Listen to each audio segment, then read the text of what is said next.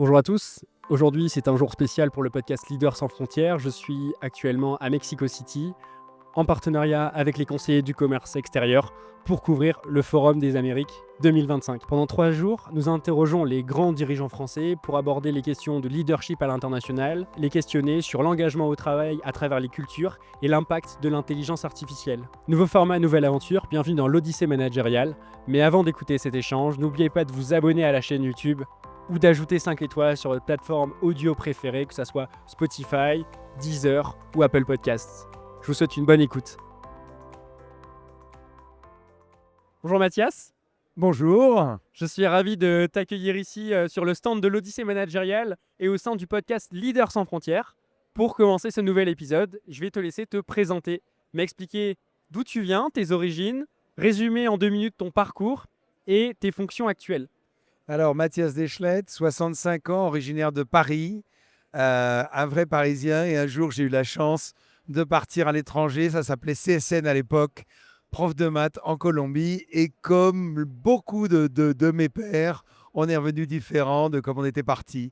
Et on a attrapé un virus de l'international. Alors maintenant, ça fait 33 ans que j'habite au Mexique, où je suis venu m'installer avec ma famille. Et ça fait un peu plus de 20 ans que je travaille pour le groupe FIV comme directeur régional pour l'Amérique latine. Le groupe FIV, c'est un grand groupe français d'ingénierie industrielle, très, très, très international. Et d'ailleurs, le président de FIV est président du MEDEF International. On tourne aujourd'hui ce podcast au Forum des Amériques 2025 qui est organisé par les conseillers du commerce extérieur. Pourquoi est-ce que tu viens à cet événement ? Alors, tout d'abord, pourquoi j'ai postulé pour être conseiller du commerce extérieur? Ça répondait d'abord à une envie d'être utile à la France, de participer à cette aide, à ce réseautage, cette aide entre entreprises françaises de conseil qui est tellement importante quand on est à l'international. Et ça m'a beaucoup aidé parce qu'en étant conseiller du commerce extérieur, j'ai un accès privilégié à beaucoup de conseillers sur toute l'Amérique latine, qui est ma zone de travail pour le groupe FIV. Est-ce que tu peux m'expliquer s'il y a eu une table ronde, une intervention que tu retiens depuis le début du forum qui t'a marqué ? Évidemment, celle qui vient de se passer avec des gens d'un extraordinaire calibre comme Maurice Gourdeau-Montagne sur la situation politique, économique internationale. On est tous dans un état de sidération mais ils nous ont bien expliqué avec plusieurs personnes la situation, les tenants, les aboutissants et toutes les incertitudes demain matin ou rien que cet après-midi dans le monde dans lequel on est avec le président Trump. Malgré ce contexte géopolitique, qu'est-ce que représente pour toi l'international pour les entreprises françaises ? Est-ce que tu peux m'expliquer l'opportunité que représente l'international ?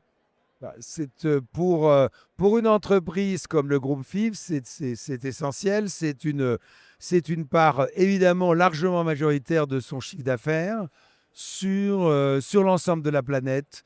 Et donc, FIV a une direction internationale, a plusieurs bureaux, a pas mal de filiales en Asie, en Amérique, en Europe, en Afrique.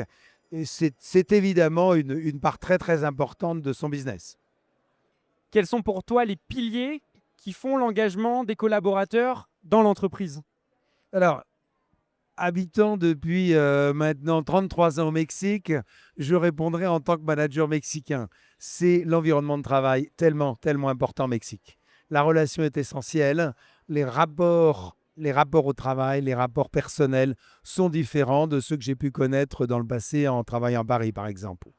C'est beaucoup plus chaleureux, c'est beaucoup plus affectif. Et les collaborateurs mexicains, il faut les soigner. On connaît beaucoup d'histoires de collaborateurs mexicains qui sont partis du jour au lendemain parce qu'on leur avait mal parlé. Les rapports en France me semblent beaucoup plus durs, beaucoup plus sérieux, beaucoup plus directs. Au Mexique, on fait très attention aux formes. Est-ce que tu peux me parler de ce volet culturel ? Comment tu travailles aujourd'hui sur la région LATAM en tant que directeur LATAM de FIV ? Comment est-ce que tu t'adaptes aux cultures locales et comment est-ce que tu adaptes ton management ? Alors, c'est une des choses que je trouve très intéressantes dans mon travail, c'est que je travaille sur toute une zone de pays et même si quand on les voit de France, on dit l'Amérique latine, ils doivent être semblables, on va se rendre compte qu'ils sont très, très différents. Les Chiliens n'ont rien à voir avec les Argentins, qui n'ont rien à voir avec les Mexicains et cetera et cetera. Donc on apprend au contact des gens, on apprend un espèce de modus vivendi, comment parler aux gens, comment aborder une réunion, comment convaincre, comment argumenter, c'est différent. Ceux du management, j'ai du management au Mexique, je n'ai pas de management direct sur l'Amérique latine, c'est plus des prospects, des clients, des agents, mais on reste toujours sur un aspect essentiel et je pense qu'on peut dire qu'il est latino-américain en général, mais pas seulement, c'est la qualité de la relation est essentielle.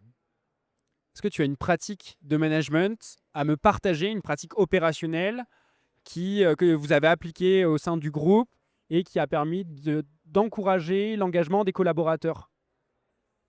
Ce qu'on appellerait en France du paternalisme, c'est ce qu'il faut faire au Mexique, par exemple. Être très proche des gens, parler avec eux, les conseiller, les materner un petit peu. Beaucoup de collaborateurs, ils aiment ça et c'est comme ça qu'on crée des relations de confiance et même des relations d'amitié.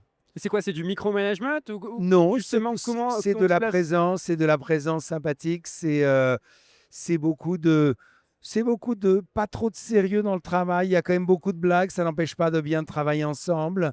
C'est essentiel pour pouvoir avancer avec les collaborateurs et qui se sentent à l'aise au bureau. Quel est le meilleur conseil qu'on t'ait donné dans ta carrière?